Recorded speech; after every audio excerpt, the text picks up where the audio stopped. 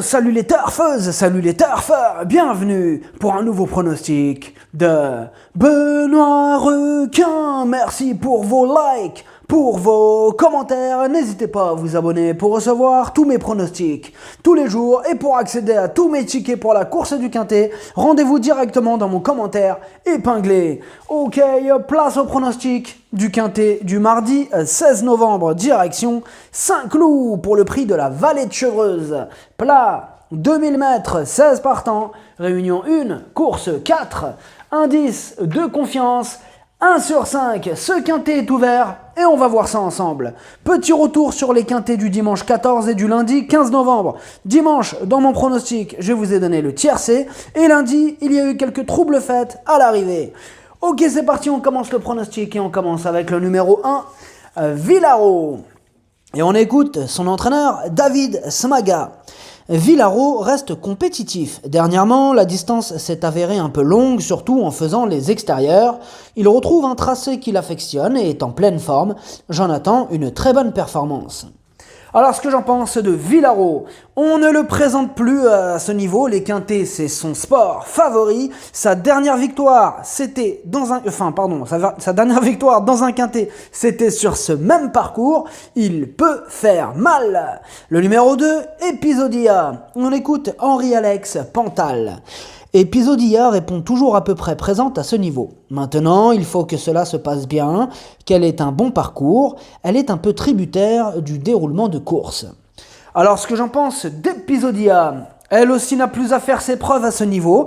Elle a certes le défaut de ne pas toujours répéter ses bonnes sorties, mais décidée, elle a les moyens de briller. Le numéro 3, Let It Fight. Et on écoute Stéphane Cerulis. Let It Fight court ici sans grandes ambitions, car on n'a plus trop le choix des courses. Ceci étant, il reste sur une tentative en demi-teinte et peut-être passé de forme. Alors, ce que j'en pense de Let It Fight, il reste sur une 11e place dans le Quintet du 24 octobre. Bon, avant ça, il enchaînait les bonnes performances à ce niveau, donc mieux vaut ne pas le condamner trop vite. Le numéro 4, Omil. Et on écoute Mademoiselle Anastasia Wattel. Omil s'est très bien comporté au Mans. Ici, il revient dans un handicap et sur une distance qu'il connaît. Je pense qu'il détient assez de marge pour gagner un handicap et j'espère que ce sera pour ce mardi. On sait qu'il faut toujours un peu de chance dans ce style de tournoi, mais j'en escompte une bonne performance. Alors, ce que j'en pense d'Omil, 6 courses, 6 fois à l'arrivée. Son premier Quintet en terrain lourd s'est soldé par une 2e place. Il s'annonce redoutable. Le numéro 5, Jackson. Et on écoute Michael Fige. Jackson est en bonne forme. Performant de 2000 à 2500 mètres et cherche sa course à ce niveau. Normalement, avec l'aide d'un déroulement de course favorable, il devrait faire une bonne performance. Toutefois, il n'a encore jamais bien couru à Saint-Cloud. J'espère que cela ne va pas jouer en sa défaveur. Alors, ce que j'en pense de Jackson, ses 4 dernières sorties, c'était des Quintets et résultat, 4 fois à l'arrivée. Il n'a pas encore réussi à se mettre en valeur sur cet hippodrome et cela peut changer ce mardi. Le numéro 6, Perle d'Ivoire, et on écoute Francis-Henri Graffard. Perle d'Ivoire a été complètement hors course dernièrement. Le matin, elle est bien, j'espère donc la voir se racheter. Elle évoluera sur un terrain et un tracé à sa convenance. Alors, ce que j'en pense de Perle d'Ivoire, elle, c'est le contraire, c'est 4 derniers Quintets, 4 échecs, on a besoin qu'elle nous rassure.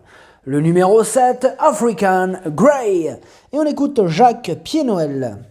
African Grey prouve qu'il a le niveau des Quintets à cette valeur. Dernièrement, il s'est remarquablement comporté, échouant de fort peu pour un meilleur classement.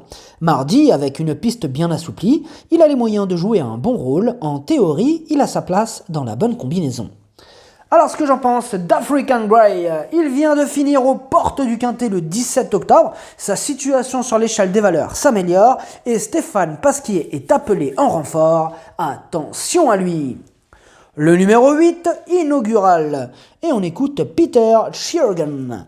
Inaugural va dans tous les terrains, mais une piste souple l'avantagerait. Une course sélective servirait également ses intérêts. Si tout se passe bien, je compte sur lui. Alors ce que j'en pense d'Inaugural, ce sera son premier quintet, mais il détient quelques lignes intéressantes. Il donne aussi toujours son maximum en compétition, il peut frapper un grand coup. Le numéro 9, Akio. Et on écoute Mathieu Boutin. Akio est dans une super forme et adore le terrain lourd. Maintenant, c'est un challenge. Il a pris 6,5 kg en 2 courses et les choses se compliquent. Sa marge de manœuvre est désormais restreinte. Désormais, ce n'est que du bonus, mais on ne boxe plus dans la même catégorie. On compte sur le fait que certains de ses rivaux n'ont pas l'aptitude au lourd et arrivent fatigués en fin de saison. Alors ce que j'en pense d'Akio, il reste sur une victoire au niveau inférieur et a été pénalisé de 3,5 kg là-dessus. Ça se complique, mais il est en forme, question de feeling. Le numéro 10, Astrologia, et on écoute Yann Lerner. Astrologia est nanti d'un numéro correct dans les stalles de départ et sera associé à Loritz Mandizabal pour l'occasion. Il est vrai que sa marge au poids est réduite, mais avec un bon déroulement de course, je la crois capable d'accrocher une place. Alors ce que j'en pense d'Astrologia, elle est bien connue à ce niveau, mais elle vient d'être pénalisée de 3,5 kg sur sa victoire du 14 septembre, et ainsi traitée, elle vient de terminer 8e du quintet du 7 octobre, il y a quelques doutes qui planent sur sa candidature. Le numéro 11, King Cobra, et on écoute Christophe Lotou. King Cobra peut se placer, mais pour le succès, il faudra bénéficier de circonstances favorables. Il aura pour lui sa bonne forme du moment et son aptitude aux pistes pénibles. Avec un bon parcours, j'espère le voir finir à l'arrivée. Alors, ce que j'en pense de King Cobra, c'est un cheval que j'apprécie, qui vient de prouver sa forme. Il a terminé 6e de son dernier quintet, mais il a fallu faire un choix et c'est mon cheval de complément.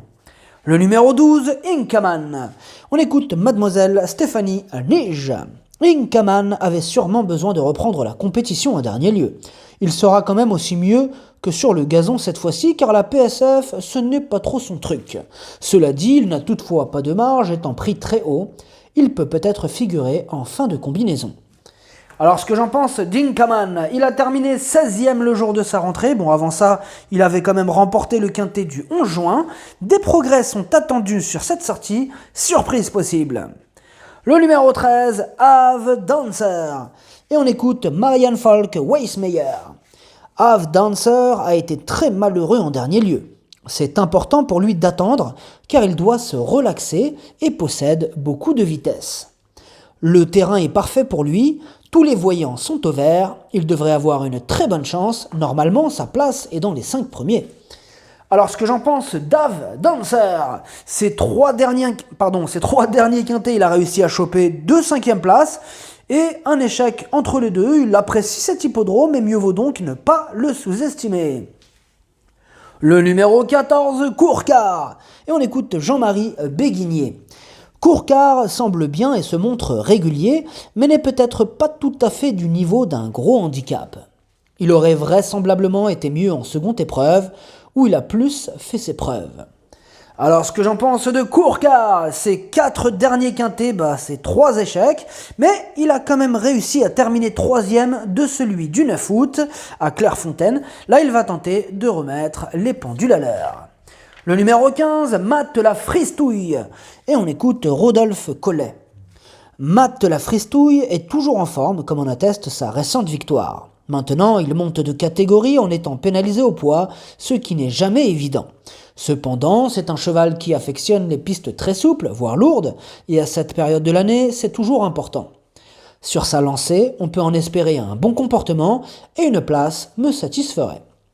Alors ce que j'en pense de Matt la Fristouille, il est régulier, il est en forme, il a remporté sa dernière course. Ce mardi, ce sera son premier quintet avec une pénalisation de 2,5 kg, mais ses limites sont inconnues. Encore une possibilité dans ce quintet ouvert. Le numéro 16, Vezinaba. Et on écoute Hiro Shimizu. Vezinaba aurait eu une bonne chance en seconde épreuve. Là, cela se complique un peu. Il retrouve des chevaux qui l'ont bien dominé dernièrement. Ceci étant, il apprécie le tracé de Saint-Cloud et il n'a pas été très heureux non plus récemment. Aidé par un petit poids, un tracé à sa convenance et un bon parcours, il ne faut pas le négliger pour une place en fin de combinaison. Alors, ce que j'en pense de Vezinaba, il a tenté 2 fois sa chance dans les quintés pour autant d'échecs. Son entourage ne lâche pas l'affaire, il retente donc, mais avec le plus petit poids de la course, et il fera de son mieux. Le pronostic, ça donne 4, 5, 8, 2, As, 3, 7, 13, cheval de complément le 11, si jamais un autre nom partant, ça peut arriver, le 15. Merci d'avoir suivi cette vidéo, n'hésitez pas à vous abonner pour recevoir tous mes pronostics tous les jours et pour accéder à tous mes tickets pour la course du quintet, rendez-vous directement dans mon commentaire épinglé, à jouer avec modération, bonne chance, chopez-le moi, ciao.